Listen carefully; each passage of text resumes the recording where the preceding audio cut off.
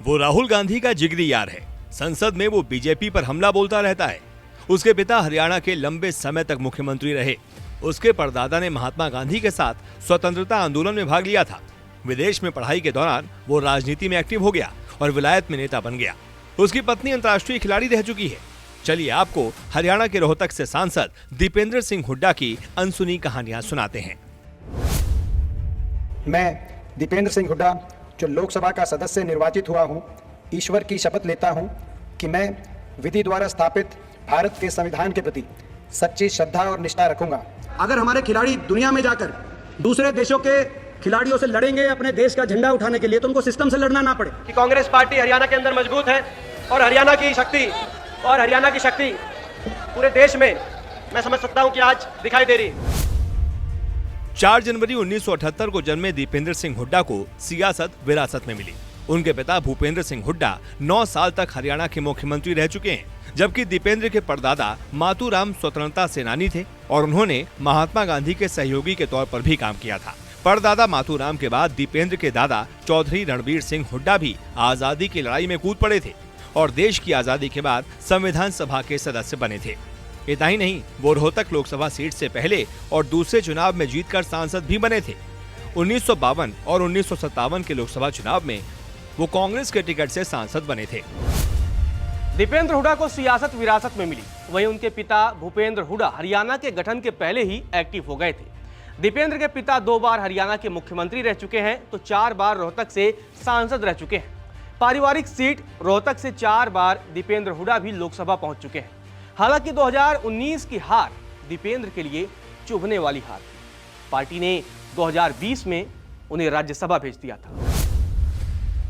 साल 2005, 2009 और 2014 में रोहतक सीट से शानदार जीत दर्ज करने वाले दीपेंद्र को 2019 के चुनाव में बड़ा झटका लगा, जब उन्हें पारिवारिक सीट पर बीजेपी के अरविंद शर्मा से हार का सामना करना पड़ा। हालांकि दीपेंद्र को महज 7,503 वोटों से ही हार मिली, लेकिन ये हार उन्हें काफी चुभने वाली हार थी, क्योंकि इस सीट से उनके पिता और दादा दोनों सांसद रह चुके थे। सियासत में आने से पहले दीपेंद्र हुड्डा कॉर्पोरेट सेक्टर में काम किया करते थे। वो कई देशी विदेशी कंपनियों में काम कर चुके हैं। जब नौकरी में मन नहीं लगा तो दीपेंद्र अपने पिता के पास आ गए। पिता के कहने पर उन्होंने सियासत में कदम रखा और 2005 में कांग्रेस के टिकट पर पहली बार चुनावी मैदान में उतरे और शानदार प्रदर्शन करते हुए उन्होंने संसद में अपनी सीट पक्की की। उस समय वो सबसे कम उम्र के सांसद बने। सांसद बनने के बाद दीपेंद्र हुड्डा अपने आक्रामक तेवर की वजह से लोकप्रिय होने लगे। धीरे धीरे उन्होंने हरियाणा और दिल्ली की सियासत में अपनी धाक जमा ली। रोहतक के विकास के लिए दीपेंद्र ने कई काम किए तो संसद में अपनी मौजूदगी से पार्टी में अपनी छवि को और मजबूत किया, जिसकी वजह से वो राहुल गांधी के करीबी लोगों में शामिल हो गए।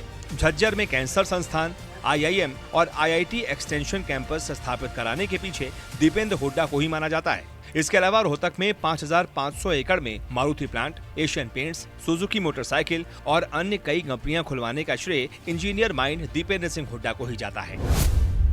मैं धन्यवाद करना चाहता हूं राहुल गांधी जी को भी और बधाई देना चाहता हूं भारत जोड़ो यात्रा। राहुल गांधी जी ने जो भारत जोड़ो यात्रा पे जो निकले, मैं उनको बधाई देता हूं। उस यात्रा के माध्यम से राहुल जी, आपने कांग्रेस की भी, हमारी पार्टी की भी सेहत बनाई और कांग्रेसियों की भी। हम सुबह निकलते थे 6 बजे यात्रा में, हमारी भी सेहत बनाने का आपने काम किया। सबसे ज्यादा अगर सौतेला व्यवहार किसी एक प्रदेश के साथ किया गया है तो हरियाणा प्रदेश के साथ किया गया। 750 किसानों का लहू बहाया आपने। हमने देख लिया कैसी आमदनी दुगनी, किसान की आमदनी दुगनी नहीं हुई, लागत दुगनी हो गई। हरियाणा के सबसे ताकतवर सियासी खानदान में जन्मे दीपेंद्र हुड्डा की पढ़ाई अजमेर और दिल्ली से हुई। इसके बाद भिवानी के technological institute of textile and sciences से बीटेक किया। बीटेक करने के बाद दीपेंद्र MBA की पढ़ाई के लिए अमेरिका चले गए, जहां उन्होंने इंडियाना विश्वविद्यालय से MBA किया। अमेरिका में पढ़ाई के दौरान वह छात्र राजनीति में कूद गए और एशियन स्टूडेंट एसोसिएशन के अध्यक्ष चुने गए।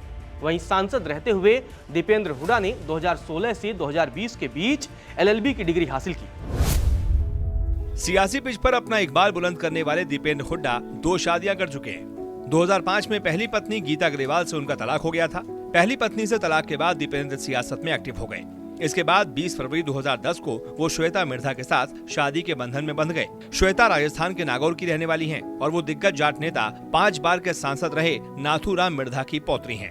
श्वेता की बहन ज्योति मिर्जा सियासत में एक्टिव है और सांसद भी हैं। दीपेंद्र हुड्डा की पत्नी श्वेता की बात की जाए तो उन्होंने अमेरिका से पढ़ाई की है और कई अंतर्राष्ट्रीय कंपनियों में काम कर चुकी हैं। श्वेता हुड्डा को घुड़सवारी का शौक है और वो अंतर्राष्ट्रीय घुड़सवारी प्रतियोगिता में गोल्ड मेडल भी जीत चुकी हैं। 2019 में दिल्ली में आयोजित अंतर्राष्ट्रीय घुड़सवारी प्रतियोगिता में श्वेता ने गोल्ड मेडल जीता था। 2024 लोकसभा चुनाव के दौरान भी श्वेता पति दीपेंद्र के लिए वोट मांगती नजर आई थी। वहीं एक इंटरव्यू में पति के बारे में खुलासा करते हुए श्वेता ने बताया था कि दीपेंद्र बहुत अच्छा स्केच बनाते हैं और पढ़ने का भी शौक है। दोनों का एक बेटा है जिसका नाम केसरवीर है। दीपेंद्र हुड्डा राहुल गांधी की यूथ ब्रिगेड के अहम सदस्य माने जाते हैं। उन्हें पूर्व कांग्रेस अध्यक्ष का भरोसेमंद माना जाता है। सड़क से लेकर संसद तक दीपेंद्र हुड्डा राहुल गांधी के साये की तरह नजर आते हैं। जब राहुल गांधी ने भारत जोड़ो यात्रा निकाली थी तो उस समय भी दीपेंद्र हुड्डा ने हरियाणा में बढ़ चढ़कर हिस्सा लिया था। दीपेंद्र हुड्डा संसद में बीजेपी के खिलाफ मुखर रहते हैं तो बाहर बीजेपी के लिए मुसीबत बन जाते हैं। बीजेपी सरकार की कई नीतियों को लेकर वह सरकार के खिलाफ हमलावर रहते हैं कि अगर कोई आरोपी भाजपा का सांसद या भाजपा का कैबिनेट मंत्री हो तो सर उसमें भाजपा को उस पे के पक्ष में नहीं आना चाहिए, क्योंकि हम इसमें जो है पूरी पार्टी उसके पक्ष में आगे खड़ी हो जाए, इस बात से हमें तकलीफ है सर। आम आदमी के लिए दो नीतियां हैं सरकार की, दो नीतियां। पहली नीति है आम आदमी के लिए, वो है जीरो बजट, जीरो बचत और टैक्स पर टैक्स की पूरी चपत।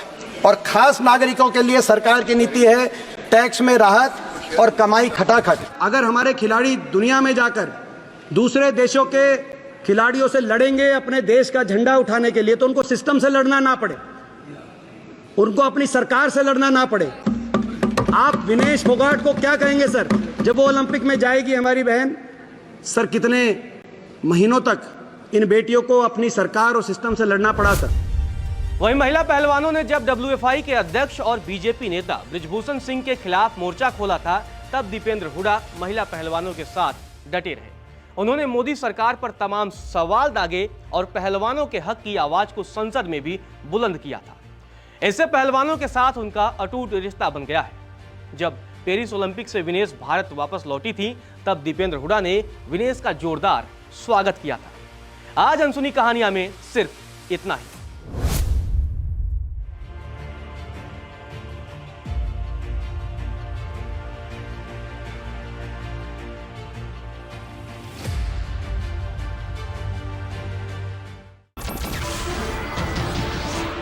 नमस्कार, मैं हूं मानक गुप्ता।